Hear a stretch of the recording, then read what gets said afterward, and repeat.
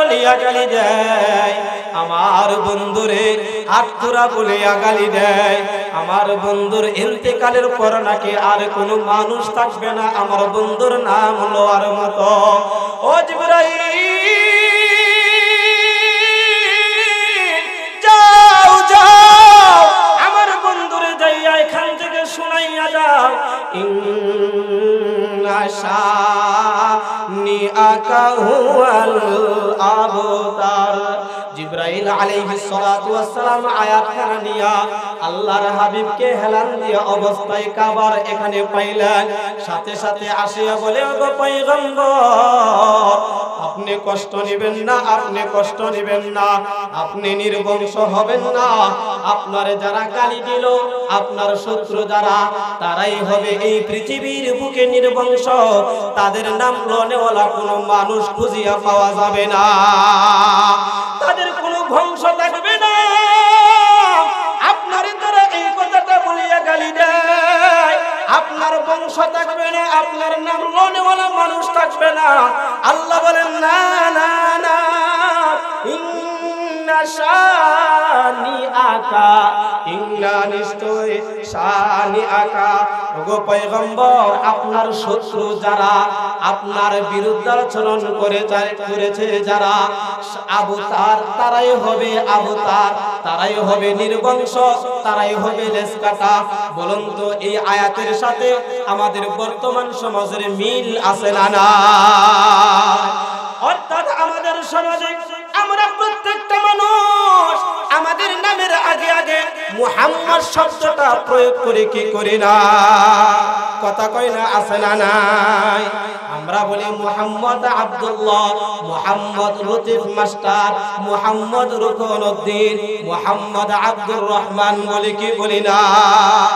অর্থাৎ আমার আপনার নবীর নাম প্রত্যেকটা মানুষের নামের আগে আগে আছে। এটা আবার মোহাব্বত করিয়া দুইটা টুটকে একসাথে লাগাইয়া লয় মুহাম্মদ। কথা বলেন ঠিক কিনা? আর ওই দিক দিয়ে আল্লাহ যে বললেন, ওগো নবীজি আপনার শত্রু যারা, আপনার বিরোধিতা করলো যারা, তাদের নাম লনেওয়ালা কাউরে পাওয়া যাবে না, তাদের নামে নাম রাখবে এমন মানুষ পাওয়া যাবে না, তাদের বংশের পরিচয় দিবে এমন মানুষও পাওয়া যাবে না। বর্তমান সমাজে আবু জাহেলের নাম কারো আসেনি? কথা কয় না, আসেনি? এই এলাকার ভিতরে কারো আবু জাহেলের নাম আছে? আবু লাহাবের নাম আছে? তাহলে আল্লাহ যে বলেছে তাদের নাম লনেওয়ালা মানুষ পৃথিবীর বুকে থাকবে না, তাদের বংশ পরিচয় দিবে এমন মানুষও খুঁজে পাওয়া যাবে না। হ্যাঁ, আবু জাহেলের নামটা মানুষ নেই, কখন নেই, কখন নেই। একটা মানুষের নিকৃষ্ট করার জন্য, একটা মানুষের গালি দেওয়ার জন্য দোস্ত ঝগড়া যখন লাগিয়া যায়, ধরা ছোঁয়ার বাহিরে রাগটা যখন অধিক বেশি হইয়া যায়, তখন মানুষে কয় আবু জাহেলের বাচ্চা। কথা বলেন ঠিক কিনা? আর বিপরীতে আল্লাহ বললেন, নবীজি আপনি কষ্ট নেবেন না, আপনার নাম প্রতিষ্ঠিত থাকবে, অতীতে যেমন ছিল এখনো আছে, অদস্ত ভবিষ্যতেও থাকবে কি থাকবে না? আল্লাহ আমার আপনার নবীর নামটাকে এমন ভাবে ফিটিং করিয়া দিলেন যে আমার আপনার নবীর নামটা জবানের মধ্যে নেওয়ার সাথে সাথে প্রত্যেকটা হরফের বিনিময়ে 10টা করিয়া নেকি লেখা হয়ে যায়। মুহাম্মাদুর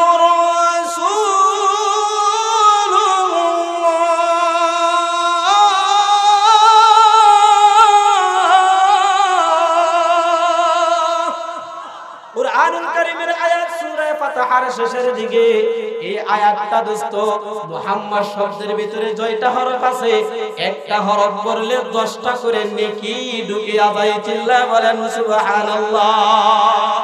আল্লাহ বলেন, নবী গো আপনার নাম মানুষ হওয়ার জন্য আনন্দে তারা মনের খুশিতে আপনার নামটা জপিয়া জপিয়া আপনার উম্মতেরা তাদের নেকির পাল্লাটা ভারী করিয়া দিবে। ও ও দোস্ত আল্লাহ এমন ভাবে নামটারে ফিটিং করিয়া দিলেন, 5 ওয়াক্ত নামাজের ভিতরে নবীর নাম আছে না নাই? কথা কয় না, আছে না নাই? কোন মুয়াজ্জিন যদি চায় আমি নবীর নাম আজানের ভিতরে নেব না, এই মুয়াজ্জিনকে এলাকার মানুষ জুতা পিটা করিয়া তাড়াইবে। কথা বলেন ঠিক কিনা? আল্লাহ বলেন নবী আমার আপনার নামটারে আমি ইবাদতের ভিতরে ঢুকাইয়া দিলাম। মুয়াজ্জিন প্রতিদিন 5 ওয়াক্ত নামাজের ভিতরে বলেন আশহাদু আন্না মুহাম্মাদার রাসূলুল্লাহ।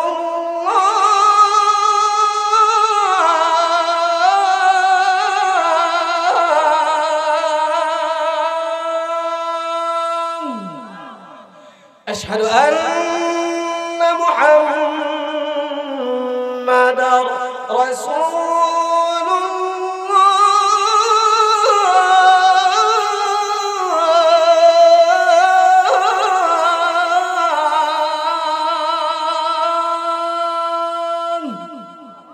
বলে কি বলে না? কথা কয় না, বলে কি বলে না?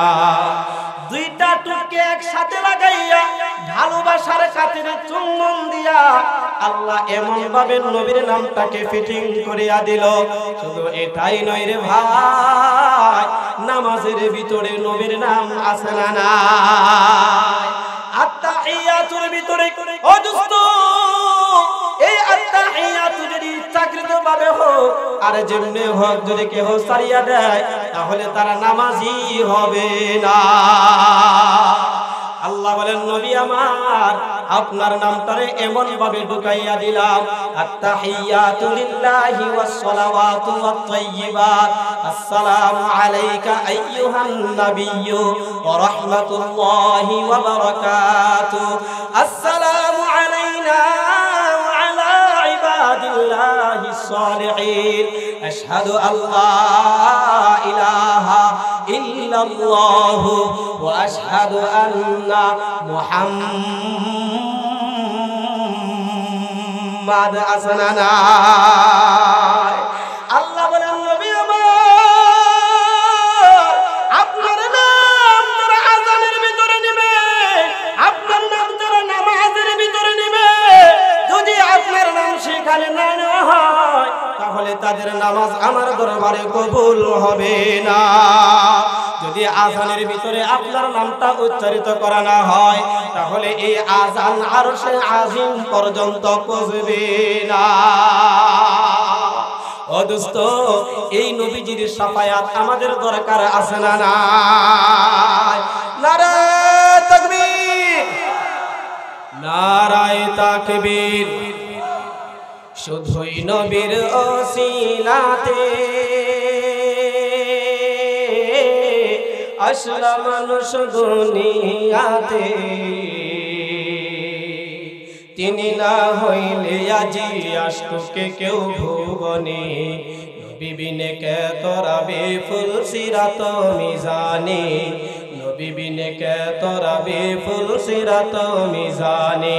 কথা বলেন ঠিক কিনা? খোদার জালায় নবীজি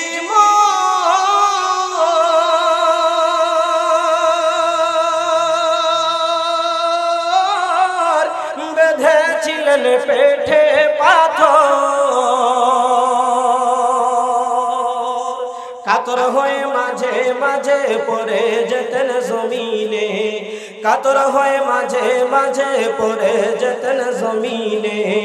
নবী বিনে কে তোরাবে ফুল সিরাত মিজানে, নবী বিনে কে তোরাবে ফুল সিরাত মিজানে। ওগো নবীর উম্মতেরা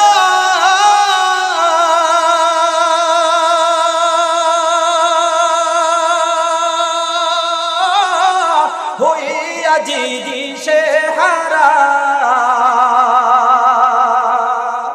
ওগো নবীর উম্মতেরা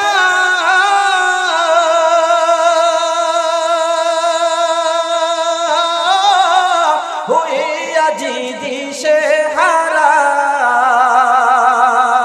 কুরআন হাদিসে ছেড়ে চলো যখন যাহা চাই মনে, কুরআন হাদিসে ছেড়ে চলো যখন যাহা চাই মনে, নবী বিনে কে তোরাবে ফুল সিরাত মিজানে, নবী বিনে কে তোরাবে ফুল সিরাত মিজানে।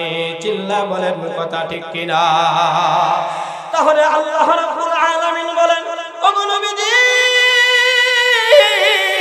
আপনার দ্বারা আবদার বলিয়া গেলে দেয়, আপনার ইন্তেকালের পর আপনার নাম লওয়ালা মানুষ পৃথিবীর বুকে থাকবে না, আপনার ইন্তেকালের পর আপনার বংশ থাকবে না, আপনার ইন্তেকালের পর আপনার অনুসারী পৃথিবীর বুকে থাকবে না। আমরা দেখি না না না, আল্লাহ যে আয়াতখানা নাযিল করিয়া দিলেন, আমরা দেখি নবীজিকে মুসলমানেরা জানের চাইতে বেশি ভালোবাসে, নবীজিকে মুসলমানেরা প্রাণের চাইতেও বেশি ভালোবাসে, বাবার চাইতেও বেশি ভালোবাসে, মায়ের চাইতেও বেশি ভালোবাসে, সন্তানের চাইতেও বেশি ভালোবাসে। পৃথিবীতে যা কিছু আছে সমস্ত কিছুর চাইতে আমাদের নবীকে সাধারণ মুসলমানরা পর্যন্ত জীবনের চাইতেও বেশি ভালোবাসে। অদস্ত এটা শুধুমাত্র এখন নয়, এটা সাহাবায়ে কেরামের আমল ছিল।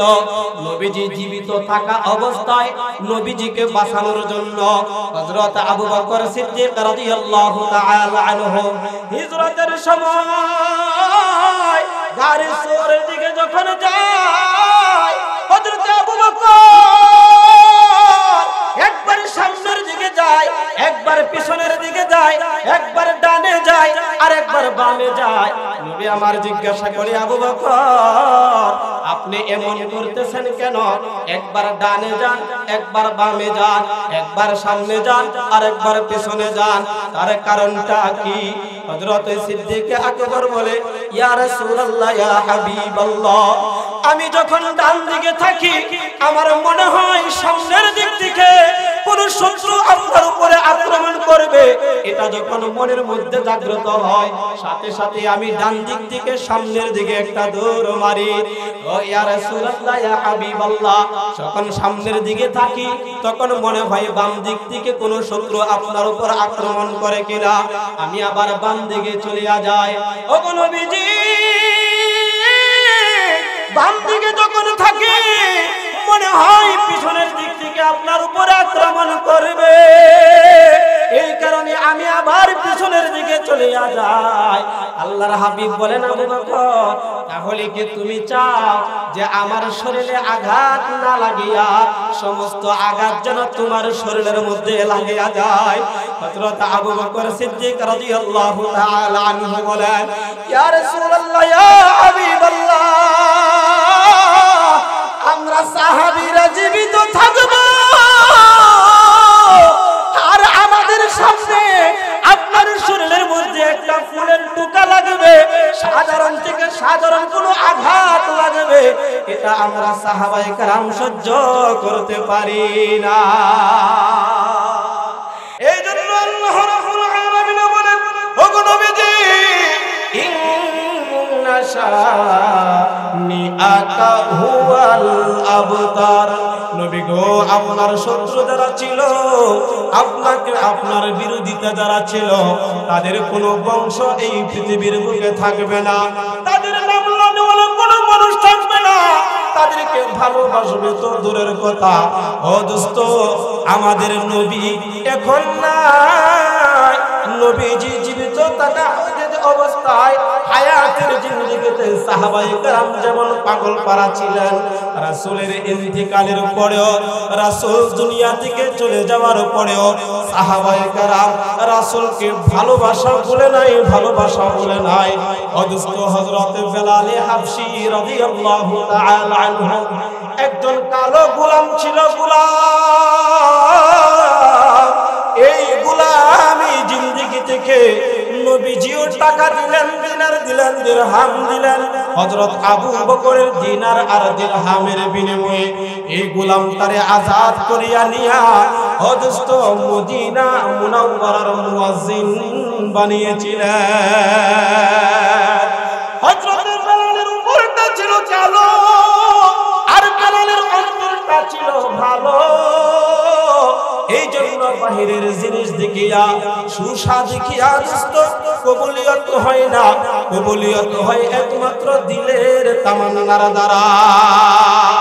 এই বেলালে হাবশি রাসূলের ইন্তেকালের পর কিছুদিন যখন চলে যায়, মনের মধ্যে আবেগ জাগছে, মনের মধ্যে ব্যথা জাগ্রত হয়েছে। কতদিন হয়ে গেল নবীকে দেখি না। সুতরাং আমি বেলাল যখন মসজিদে নববীতে আযান দেই, আমার আযানের পরে পরে দেখা যায় নবীজি আসিয়া সেখানে নামাজ পড়াইতেন। সুবহানাল্লাহ। হযরত বেলাল নবীজির ভালোবাসা, নবীজির মায়া আর মুহাব্বত, নবীজির চেহারা সুরত বেলালের চোখের সামনে যখন ফুটিয়া ওঠে, তখন আর বেলাল স্থির থাকতে পারে না, বেলাল পাগলের মতো হয়ে যায়। তাই বেলাল গাঁটটি বুসকা ফুল করিয়া রাসূলের রওজার পাশে যাইয়া দাঁড়াইয়া রাসূলের সালাম দেয়, আসসালাতু ওয়াসসালামু আলাইকা ইয়া রাসূলুল্লাহ, আসসালাতু ওয়াসসালামু আলাইকা ইয়া হাবিবাল্লাহ। ওগো আল্লাহর দোস্ত, আমি বেলাল রে আপনি মসজিদে নববীর মুয়াজ্জিন বানাইলেন। আমি যখন আযান দিতাম মনের মধ্যে তামান্না ছিল আযান শেষ হবে আপনি নবী আয়েশা এখানে নামাজ পড়াইবেন।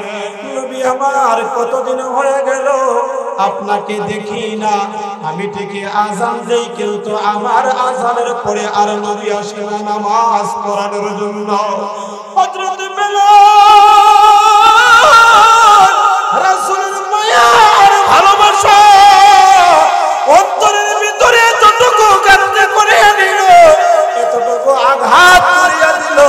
বেলাল বলে, যে মদিনাতে আযান দিলে আমার নবী আসে না নামাজ পড়ানোর জন্য, আমি আর এই মসজিদে আযান দেব না। যেই মদিনার রাস্তাঘাট দিয়ে হাঁটলে, জমিনের উপর চললে, আমি বেলাল আগে আগে চলতাম। আমার রাসূলের উপর কোন কাফের মুশরিক আঘাত করে কিনা, কষ্টদায়ক কোন বস্তু রাস্তার মধ্যে রাখলো কিনা, এটা পরিষ্কারের জন্য, রাসূলের নিরাপত্তার জন্য আমি বেলাল আগে আগে চলতাম। এখন আমি বেলাল থেকেই চলি, আমি বেলাল থেকেই মদিনার অলি গলি দিয়ে হাঁটি, কিন্তু আমার পিছনে আমার পরে আর নবীজি আসে না। হযরত বেলাল রাসূলের রওজার পাশ থেকে বিদায় নিয়ে দুইটা বর্ণনা পাওয়া যায়, একটা হলো 2 মাস আর একটা হলো 6 মাস। 2 থেকে 6 মাস যখন হয়ে যায়, আল্লাহর হাবিব মুহাম্মদুর রাসূলুল্লাহ সাল্লাল্লাহু আলাইহি ওয়াসাল্লাম তিনি বেলালের স্বপ্ন দেখাই, বেলাল তুমি কেন আমার রওজার পাশে আসো না, তুমি কেন আসিয়া আমাদের সালাম দাও না। আল্লাহু আকবার।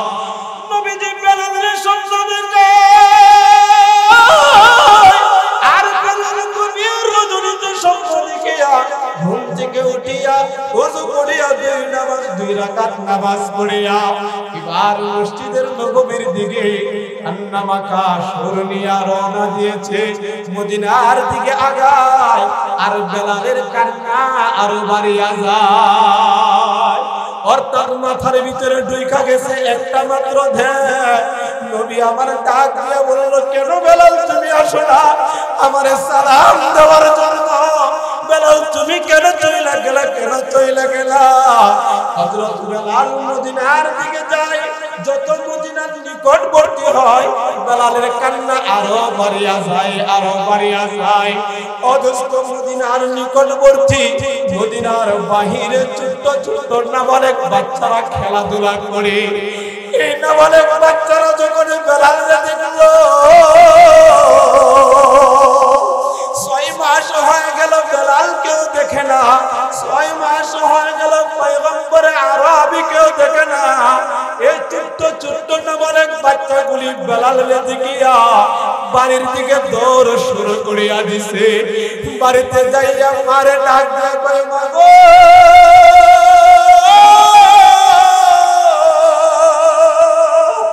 যেই পয়গম্বর আরবি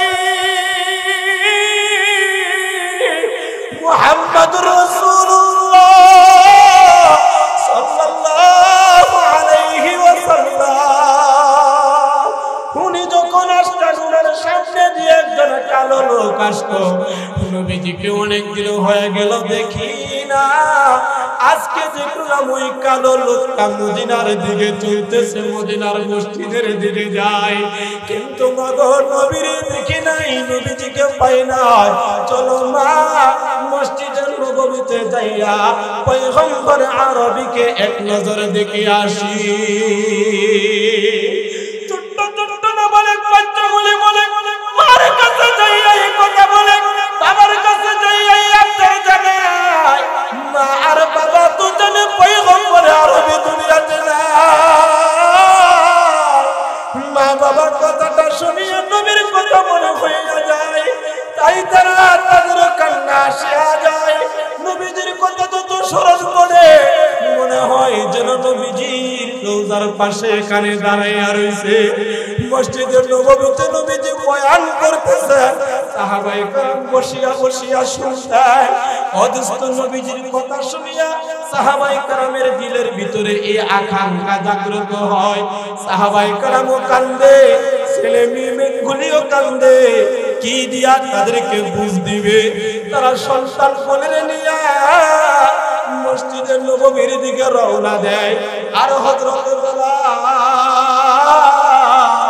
যতই মসজিদের নববীর দিকে যায়, সাহাবায়ে কেরামের নজর বেলালের উপরে পড়ে। বেলালরে দেখিয়া সাহাবায়ে কেরামের দিলের ভিতরে চোখের মধ্যে নবীজির চেহারাটা ভাসিয়া ওঠে। আর সাহাবায়ে কেরামের অন্তরের ভিতরে রাসূলের ভালোবাসার ঢেউ দিয়া যায়।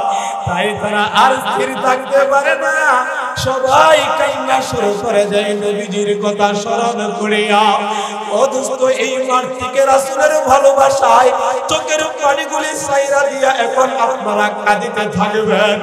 আল্লাহ যেন আমাদেরকে রাসূলের রওজার পাশে না নেওয়ার আগ পর্যন্ত যেন আল্লাহ আমাদের কাছে আজরাইলকে না পাঠায়। সবাই বলেন আমিন।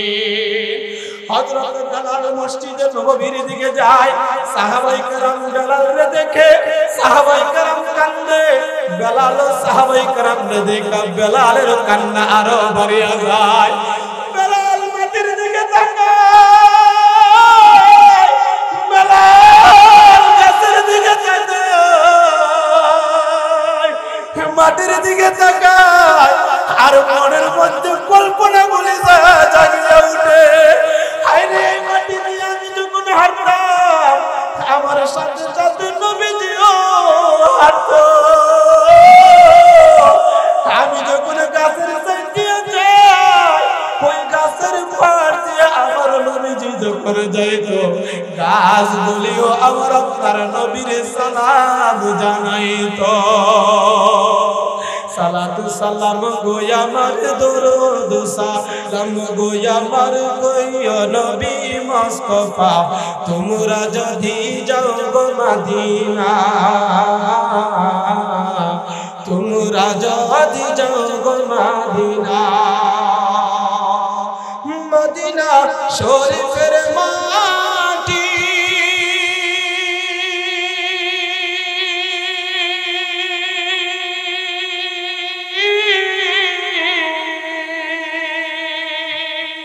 চোখে মুখে মুখে মাখিও, চোখে মুখে মুখে মাখিও, এমন পবিত্র মাটি, এমন পবিত্র মাটি আছে নবীর রওজায়, তোমরা যদি যাও গো মদিনা, তোমরা যদি যাও গো মদিনা। সালাতু সালাম গো আমার দরুদ সালাম গো আমার, সালাতু সালাম গো আমার দরুদ সালাম গো আমার কইও নবী মুস্তাফা, তোমরা যদি যাও গো মদিনা, তোমরা যদি যাও গো মদিনা। হযরত বেলাল কান্দে, সাহাবায়ে কেরাম কান্দে। বেলাল হাঁটি হাঁটি পা পা করে মসজিদে নববীতে যাইয়া বসলেন। এবার মসজিদে নববীতে যাওয়ার পর চতুর্দিক দিয়ে সাহাবায়ে কেরাম সংবাদ ছড়াইয়া দিলেন, নবী আমার না। কিন্তু নবীজির যে মুয়াজ্জিন ছিল, এই মুয়াজ্জিনও দীর্ঘদিন যাবত নাই। অনেকদিন পরে এই মুয়াজ্জিন মসজিদের ভিতরে এসেছে। তাই সাহাবায়ে কেরাম খবরটা শুনিয়া যার যার বাড়ি থেকে রওনা দিয়া দিল। সাহাবায়ে কেরাম মসজিদে নববীতে আসে আর রাসূল সাল্লাল্লাহু আলাইহি ওয়াসাল্লামের রওজার দিকে যত নিকটবর্তী হয়, রাসূলের মায়া আর মুহাব্বত দিলের ভিতরে ততই আরো বাড়তে থাকে। চিল্লায় বলেন সুবহানাল্লাহ। সাহাবায়ে কেরাম কান্দে, হযরত বেলাল কান্দে, আর সেই দিন মসজিদে নববীতে কান্নার একটা রোল পড়িয়া যায়। এবার সাহাবায়ে কেরাম আবদার জানাইলেন, ইয়া ওগো বেলাল, অনেক দিন হয়ে গেল আপনার আজানও শুনি না, অনেক দিন হয়ে গেল পয়গম্বরে আরবির পিছনে নামাজ পড়তে পারি না। যে রাসূলের চেহারার দিকে তাকাইলে 3 দিনের পেটের যে ক্ষুধা ছিল, ওই ক্ষুধাটা নিবারণ হয়ে যাইত।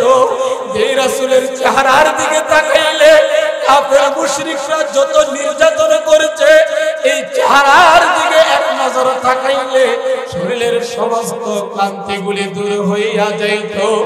এই নবীরে দেখি না ও বেলাল, আমাদের আবদার হলো আজকে আপনি মসজিদের নববীতে আযান দিবেন। আপনি যখন আযান দিবেন, আপনার আযান শুনলে রাসূলের কথা দিলের ভিতরে মনে হবে এখনই আমাদের নবীজি আসবেন নামাজ পড়ানোর জন্য। হযরত বেলাল আপনি বলেন, না না, আমি আজকে আযান দিব না। আমি আজকে আযান দিলে আর আমার নবী আসবে না নামাজ পড়ানোর জন্য, সুতরাং আমি আযান দেব না। সাহাবায়ে কেরাম মসজিদে নববীতে বসিয়া পরামর্শ করলেন, তাহলে কি করা যায়, কি করা যায়। খবর পাঠাইলেন রাসূলের চেহারার একটা নিদর্শন হাসান এবং হুসাইন রাদিয়াল্লাহু তাআলা আনহুমার চেহারার ভিতরে দেখা যাইত। এই সাহাবায়ে কেরাম পরামর্শ করিয়া খবর পাঠাইলেন, হাসান এবং হুসাইনকে বলো, তোমার নানা জানের বন্ধু এসেছে, তোমার নানা জানের মসজিদের মুয়াজ্জিন এসেছে, হযরত কালো বেলাল এসেছে। হাসান এবং হুসাইনের কাছে যখন এই সংবাদটা নিয়ে গেল, হাসান এবং হুসাইন বেলালের কথা শোনা মাত্রই তাদের কল্পনার ভিতরে ভয় ভাসিয়ে উঠল। আহারে নানা জান কতদিন হয়ে গেল দেখি না। তাই হাসান এবং হুসাইন কান্দে। মসজিদে নববীতে 2 ভাই আসলো। হযরত বেলাল বসা, সামনে অনেক সাহাবায়ে কেরাম বসা, সবার চোখের মধ্যে পানি। হাসান এবং হুসাইনকে দেখিয়া হযরত বেলাল হাউ হাউ করে কান্না শুরু করে দিলেন। সাহাবায়ে কেরামের ভিতরে কান্নার রোল পড়িয়া গেল। হাসান এবং হুসাইন 2 ভাই 2 পাশে বসলো। হযরত বেলাল হাত 2 ভাইকে জড়াইয়া হযরত বেলাল কান্দে। হযরত হাসান এবং হুসাইন কান্দে। এবার আপনারা জানাইয়া বেলাল, নামাজের সময় হয়েছে, আযানের সময় হয়েছে। বেলাল আপনি যদি আযানটা দিতেন, আপনি আযানটা দিতেন সবার আবদার। হযরত বেলাল হাসান এবং হুসাইনের চেহারার দিকে তাকাইয়া আর কথাটা রিপিট করতে পারে নাই, না করতে পারে না। হযরত বেলাল বলে, আজকে আযান দিলে তো আমার আযান কে শুনবে? হাসান হুসাইন বলে, না না না, আপনি বেলাল আযান দেন। উঠো বেলাল,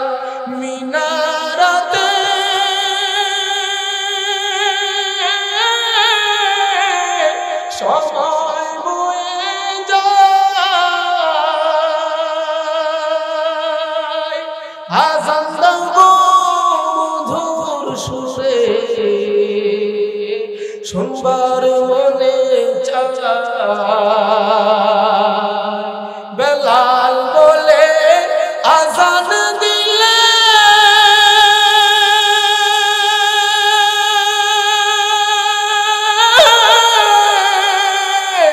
আমার আজান কে শুনিবে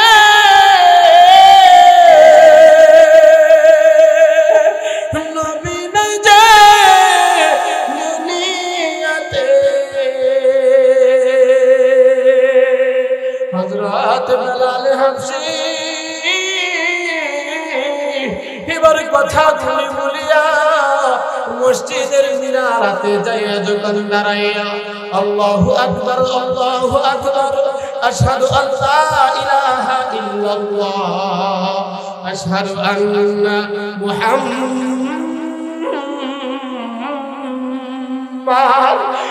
মুহাম্মদ শব্দটা যখন জবানের ভিতরে আসে অদস্ত দিলের ভিতরে রাসূলের সমস্ত কল্পনা আর জল্পনা সব ভুলে ভাসিয়া ওঠে হযরত বেলাল রাসূলের ধ্যান করতে যাইয়া সেখানে অজ্ঞান হইয়া পড়িয়া যায় ও আমার ভাই যে কথাটা বোঝানোর জন্য এই ঘটনাটা বলার উদ্দেশ্য হইল আমার নবী দুনিয়াতে যখন ছিল না তখন সাহাবায়ে কেরাম রাসূলের জন্য জীবন দিয়েছে জান দিয়েছে মাল দিয়েছে রাসূলের ভালোবাসা অন্তরের ভিতরে সবচেয়ে বেশি ছিল কথা বলেন ঠিক কিনা ঠিক আমাদের সমাজের ভিতরে একই কোয়ালিটি দোস্ত রাসূলের ভালোবাসা আমাদের ভিতরেও আছে কিন্তু আমরা এটা বাস্তবে অনেকে পালন করতে পারি না আজকের আলোচনা থেকে শিক্ষণীয় বিষয়টা হলো শুধুমাত্র জবানে বললেই হবে না আমাদের জীবনে ওইগুলি বাস্তবায়ন করতে হবে ইনশাআল্লাহ নারায়ে তাকবীর নারায়ে তাকবীর এটা হলো সূরাতুল কাউসারের 3 নাম্বার আয়াতের শানে নজুল এবং তার একটু ব্যাখ্যা আমি করলাম রাসূল নাই রাসূলের আশিকের অভাব নাই কথা বলেন ঠিক কিনা আমরা মদিনাতে যাইতে পারি না কিন্তু সামর্থ্য নাই টাকা নাই গরিব হওয়ার কারণে এরপরও দেখবেন যাদের সামর্থ্য গুলি নাই ও দোস্ত তারা মোবাইলের মধ্যে গজল শুনিয়া মনটারে সান্তনা করে কথা বলেন ঠিক কিনা মনে বড় আশা ছিল যাব মদিনায় কথা বলেন আছে না নাই পড়েন মনে বড় আশা ছিল যাব মদিনায় সালাম আমি করব গিয়ে সালাম আমি করব গিয়ে নবীর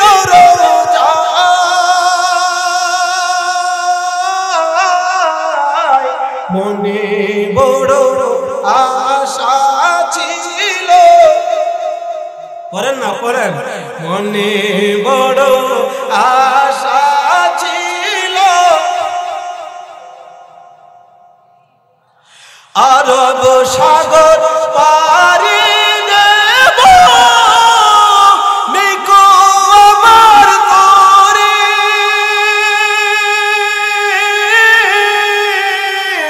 পাখি নয় যে উড়ে যাব টানাতে ভর করি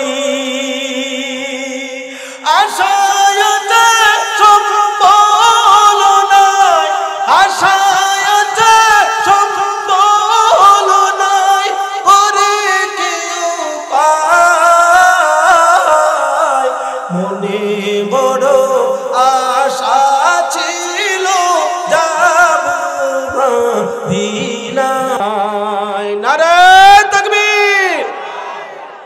আমাদের আশা আছে না নাই? হাতটা সোজা করেন, হাতটা সোজা করেন। আয় আল্লাহ, এই গিরিধরপুর ঈশ্বরগঞ্জবাসী আল্লাহ যারা এখানে এত কষ্ট করিয়া কুরআনের তাফসীরের মাহফিলে আসলো, আয় আল্লাহ চাতক পাখির মতো বসিয়া বসিয়া তারা শুনতেছে। ও মাবুদ,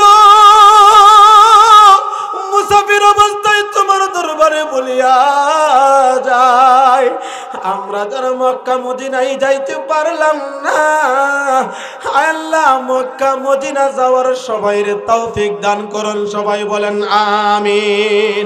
যারা আমরা গিয়েছি বারবার যেন যাইতে পারি, সবাই বলেন আমিন। এবার আসুন 1 নম্বর আয়াতে কারিমা আল্লাহ রাব্বুল আলামিন বলেন, নবী আমার ইন্না আ'তাইনা কাল কাউসার ফাসাল্লি লিরাব্বিকা ওয়ানহার ইন্না শানিআকা হুয়াল আবতার। আল্লাহু আকবার। আপনাদের খারাপ লাগতেছে? হ্যাঁ, একটা আয়াত 3 নম্বরটা অনেক কথাগুলিকে সংক্ষেপ করে বলেছি। এবার 1 নম্বর আয়াত, এটার ভিতরে আরো আকর্ষণীয় মজাদার ঈমান চাহিদা অনুযায়ী আল্লাহ রাব্বুল আলামিন আলোচনা করে দিয়েছেন। বলেন সুবহানাল্লাহ। এই 1 নম্বর আয়াতের শানে নুজুল, কাউসার শব্দটার কেউ কেউ বলেন 47টা অর্থ আছে, কেউ 70-এর অধিক বলেছেন, কেউ 23-এর অধিক বলেছেন। অর্থাৎ কাউসার শব্দের একাধিক অর্থ। তো আল্লাহ তাআলা এই সূরার শুরুতেই বলেন, নিশ্চয় ইন্না আ'তাইনা, নিশ্চয় নবী গো আমি আপনাকে দান করেছি কাউসার। বলেন সুবহানাল্লাহ। এর শানে নুজুল তাফসিরে ইবনে কাসির সহ একাধিক তাফসিরের কিতাবের ভিতরে উল্লেখ করেন, নবীজি একদিন সাহাবায়ে কেরামকে নিয়ে বসা। মনোযোগ দিয়ে শুনেন। তো নবীজি বসা, নবীজির চেহারার মধ্যে একটু ঘুম ঘুম ভাব দেখা যায়, তন্দ্রাচ্ছন্ন ভাব। আমাদের এলাকায় ভাষায় বলে উঙ্গানু উঙ্গানু। বুঝাইতে পারছি? কথা কই না, কথা বুঝতে পারছেন? যেমন এখানে অনেকে আছে না এরকম মানুষ, ঘুমের কারণে আর ওয়াজ শুনতে পারে না, বৈশা বৈশা ঘুমায়, আছে না নাই? বিশেষ করে শুক্রবারে জুম্মার নামাজে দেখবেন অনেক মানুষ ক্লান্ত হয়ে যখন আসে, গোসলটা করে পাক পবিত্র হইয়া, তো শান্তির জায়গা তো মসজিদ, যাওয়ার সাথে সাথে হুজুর কান্দে ওয়াজ করে আর উনি ডইলা পড়িয়া যায়। কথা কয় না, কথা কয় না, আছে না নাই? এটাকে বলে উঙ্গানু উঙ্গানু, তন্দ্রাচ্ছন্ন ভাব এটাকে বলে। তো নবী আমার হযরত আনাস ইবনে মালিক রাদিয়াল্লাহু তাআলা আনহু থেকে এই হাদিসটা বর্ণিত। নবীজি যখন বসা আর সাহাবায়ে কেরামও সামনে বসা, সাহাবায়ে কেরাম আনাস ইবনে মালিক বলেন, আমরা দেখলাম রাসূল সাল্লাল্লাহু আলাইহি ওয়াসাল্লামের চেহারার মধ্যে তন্দ্রাচ্ছন্ন ভাব দেখা যায়, উঙ্গানু উঙ্গানু ভাব দেখা যায়। নবীজির মাথাটা একটু নিচের দিকে, হঠাৎ করে তিনি কথা তুলিয়া মাথাটা উপরে তুলিয়া একটা মুস্কি হাসি মারলেন। আর একটু জোরে কর না সুবহানাল্লাহ। নবী আমার হাসি দিছে, এই হাসিটা দোস্ত নবীজি নয়, এটা উম্মতের খুশির জন্য হাসিটা দিছিলেন। যেই মাত্র হাসি দিল, সাহাবায়ে কেরামের প্রশ্ন থেকে, এই সাহাবায়ে কেরামের পক্ষ থেকে প্রশ্ন করা হলো, ইয়া রাসূলুল্লাহ, ইয়া হাবিবাল্লাহ, বুঝলাম না হঠাৎ করে কেন আপনি হাসি মারলেন? আল্লাহর হাবিব বলেন, সাহাবীরা, এই মুহূর্তে আল্লাহ তাআলা আমার নিকট একটা সূরা নাজিল করে দিয়েছে। এবার নবী আমার বলেন, সাহাবীরা ওনাদের সামনে বিসমিল্লাহ সহকারে সূরাটা তেলাওয়াত করলেন নবীজি। আমিও সুন্নাত হিসাবে একবার তেলাওয়াত করি, বিসমিল্লাহির রহমানির রহিম, ইন্না আ'তাইনাকাল কাউসার ফাসাল্লি লিরাব্বিকা রব্বিকা ওয়ানহার ইন্না শানিআকা হুয়াল আবতার। আল্লাহু আকবার। নবীজি এই সূরাটা তেলাওয়াত করিয়া এবার সাহাবীদেরকে প্রশ্ন করতেছে, হে আমার সাহাবীরা, কাউসার কি জিনিস তোমরা জানোনি? কাউসার এটা কি তোমরা জানোনি? সাহাবায়ে কেরাম তো দোস্ত আল্লাহওয়ালা, দিলটা পরিষ্কার ছিল। ওনারা বলেন আল্লাহ আর আল্লাহ রাসূলই ভালো জানেন। বলেন সুবহানাল্লাহ। এবার নবী আমার এই কাউসারের ব্যাখ্যা দেওয়া শুরু করিয়া দিলেন। দোস্ত আমি অনেকগুলি হাদিসের সার নির্যাসকে একসাথে আমি ঢুকাইয়া দেব। আল্লাহর হাবিব এবার বলতেছেন, ও আমার সাহাবীরা, কাউসার হলো জান্নাতের একটা নহর। এটা আল্লাহ আমাকে জান্নাতের ভিতরে দান করেছেন। এই নহরটা আবার হাসরের মাঠেও আমাকে দেওয়া হবে। সাহাবীরা রে, এই যে নহরের যে পানিটা আছে, এই পানিটা হলো দুধের চাইতেও সাদা, মধুর চাইতে আরো বেশি মিষ্টি। এটা তো একটা উদাহরণ দিল আল্লাহর হাবিব। আরেক হাদিস শরীফের মধ্যে বলেন, মালা আইনুন রাআত ওয়ালা উযুনুন সামিআত ওয়ালা খাতারা আলা কলবি বাশার। পরকালের যত নাজ নিয়ামত গুলি আছে, ও দোস্ত জান্নাতের যত নাজ নিয়ামত গুলি আছে, এটা পৃথিবীর কোন চক্ষু কখনো দেখে নাই, পৃথিবীর কোন অন্তর কখনো এটা কল্পনাও করতে পারবে না, পৃথিবীর কান কখনো এটা এর আওয়াজ কখনো শুনে নাই। তার হুবহু যে জিনিসগুলি আছে, অর্থাৎ যেগুলি আমরা শুনি, এর চাইতে আরো বহু গুণ বেশি নাজ নিয়ামত আল্লাহ আমাদের জন্য রেখে দিয়েছে। নবী আমার বলেন, সাহাবীরা, এটা দুনিয়ার মধুর চাইতেও মিষ্টি হবে, দুধের চাইতেও আরো বেশি সাদা হবে। এই যে নহরটা হবে, এই নহরের নিচে যে মাটিটা হবে, এটা হবে মেশকে আম্বরের সুঘ্রাণযুক্ত স্বর্ণ দ্বারা এর মাটিটা হবে। তার পাশে মুক্তা দ্বারা অনেকগুলি তাবু গাড়া থাকবে, তাবু। আর এই ঝর্ণার পাশে অসংখ্য পেয়ালা থাকবে, পেয়ালা পানি পান করার জন্য। বলেন না সুবহানাল্লাহ। নবী আমার বলেন, সাহাবীরা, এত পেয়ালা থাকবে, এত পরিমাণে পেয়ালাগুলি থাকবে, আকাশের তারকারাজি যেরকম ভাবে গণনা করিয়া শেষ করা যায় না, ওই পেয়ালাগুলিও কেহ গণনা করিয়া শেষ করতে পারবে না। নবী আমার বলেন, সাহাবীরা, এই নহরের এক পেয়ালা পানি আমার উম্মতের যেই মানুষটা পান করবে, জান্নাতে যাওয়ার আগ পর্যন্ত তার আর পানির পিপাসা লাগবে না। এই নহরের পানি পান করতে রাজি আছি না নাই? নারায়ে তাকবীর, নারায়ে তাকবীর। আয় আল্লাহ, এই নহরের পানি আমাদের সবার ভাগ্যে জুটাইও। সবাই বলেন আমিন। অনেকে বলবেন, হুজুর, হাসরের ময়দানে আবার পানির প্রয়োজন হবে কেন? পানির প্রয়োজন কেন হবে? আল্লাহর হাবিব মুহাম্মদ সাল্লাল্লাহু আলাইহি ওয়াসাল্লাম হযরতে আয়েশা রাদিয়াল্লাহু তাআলা আনহা থেকে হাদিসটা বর্ণিত, ইউহশারুন নাসু ইয়াউমাল কিয়ামা হুফাতান উরাতান গুরলা। আল্লাহর নবীজি বলেন, ও আয়েশা, হাসরের মাঠে মানুষগুলি যে দাঁড়াইবে, এই মানুষগুলি তারা উলঙ্গ হইয়া দাঁড়াইবে। পুরুষ মানুষগুলি খতনাবিহীন অবস্থায় তারা দাঁড়াইবে। তাদের পায়ের নিচে কোনো জুতা থাকবে না, তারা এমন অবস্থায় দাঁড়াইবে। হযরত আয়েশা রাদিয়াল্লাহু তাআলা আনহা প্রশ্ন করেন, ইয়া রাসূলুল্লাহ, ইয়া হাবিবাল্লাহ, নারী আর পুরুষ একসাথে দাঁড়াইবে, একজন আরেকজনের দিকে তাকাইবে, তাদের কি লজ্জা লাগবে না? আল্লাহর হাবিব বলেন, আয়েশা, হাসরের মাঠটা তো এত কঠিন হয়ে যাবে যে যেখানে দাঁড়াইবে তার সাথে কে আছে এটা লক্ষ্য করার মতো চেহারা তো করার থাকবে না। মানুষগুলি উপরের দিকে তাকাইয়া থাকবে, আর মানুষের মাথার উপরে যখন সূর্যটা আসিয়া যাইবে, পায়ের নিচের যে মাটিটা এটা তামার উদাহরণ দিয়া বুঝায়।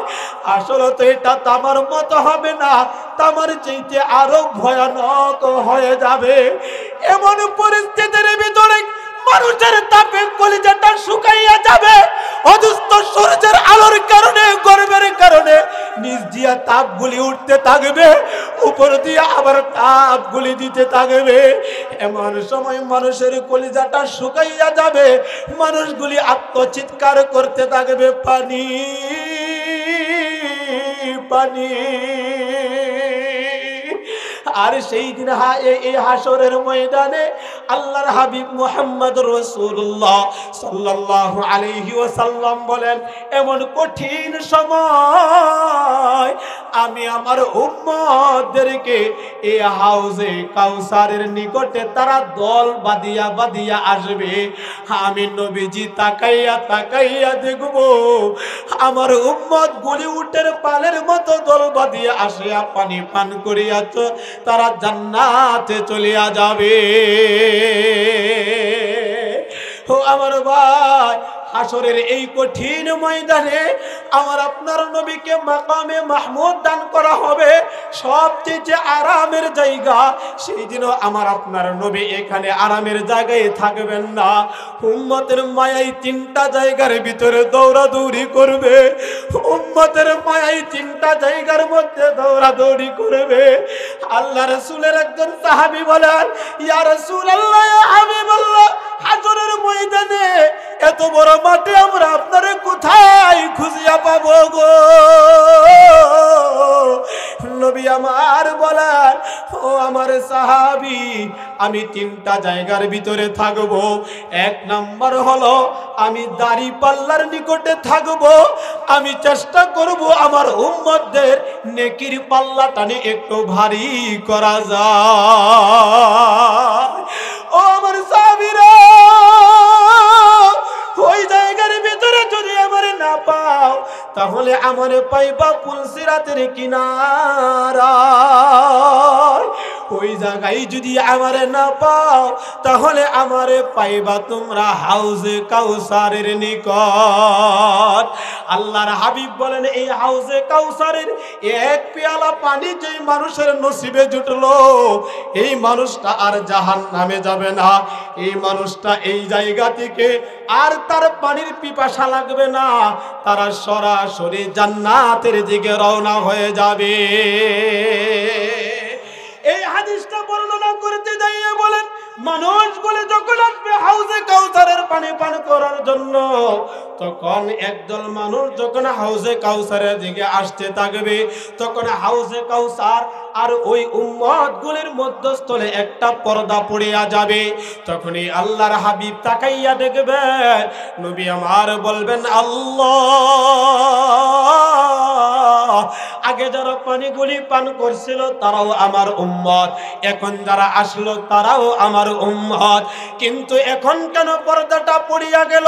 তখনই ঘোষণা করা হবে, ও আমার হাবিব, আপনি যখন জীবিত ছিলেন আপনার অনুসরণ অনুকরণ তারা করেছিল, আপনি যখন দুনিয়ার বুক থেকে চলে আসছিলেন এরপর তারা আপনার নামে দুনিয়ার বুকে বেদাতি কাজ তারা চালু করিয়া দিছিল, অর্থাৎ মন গড়া জিন্দেগি চালাইছিল, নবীজির সুন্নতের উপর আমল করে না। এরকম মানুষ আছে না? না, আজকের মাহফিল থেকে ওয়াদা সুন্নতের বিরোধিতা আমরা করব না ইনশাআল্লাহ। নারে তাকবীর, নারায়ে তাকবীর। আয় আল্লাহ, এখানে অধিকাংশ যুবক ভাইরা মাওলা তুমি তাদেরকে তোমার খাঁটি আশিকে রাসূল হিসাবে কবুল করে নেন। সবাই বলেন আমিন। টাকনুর নিচে কাপড় পরিধান করব না, এটা হলো হারাম। রাজি আছেন ইনশাআল্লাহ? রাজি আছেন ইনশাআল্লাহ? দাড়ি হলো সমস্ত নবীদের সুন্নত। ও দোস্ত, আমাদের নবীর সুন্নত, এই দাড়ি আমরা কাটবো না ইনশাআল্লাহ। যদি হাউজে কাউসারের পানি পেতে চান, যদি রাসূলের শাফায়াত পেতে চান, তাহলে রাসূলের সুন্নতের বিরোধী করা যাবে? কথা বলেন, করা যাবে? করা যাবে না। তাহলে এক নাম্বার এই ইন্না আ'তাইনাকাল কাউসার এর এক নাম্বার আয়াতের তাফসীর হলো কাউসার শব্দের অর্থ হলো নহর। কাউসার শব্দের অর্থ কি? নহর। যেই নহরের পানি আমরা হাসরের ময়দানে পাবো ইনশাআল্লাহ। তাহলে এই আলোচনা থেকে মেন যে পয়েন্টগুলি আছে, ও দোস্ত, আমরা আমাদের নবীকে নেতা না মানিয়া আমরা অন্য কোনো লোককে নেতা হিসাবে গ্রহণ করতে পারি। আমরা আদর্শ গ্রহণ করব মুহাম্মাদুর রাসূলুল্লাহ সাল্লাল্লাহু আলাইহি ওয়াসাল্লামের আদর্শ। সর্বক্ষেত্রে যদি আমরা গ্রহণ করতে পারি, তাহলে আমি আপনি হইলাম রাসূলের আশিক।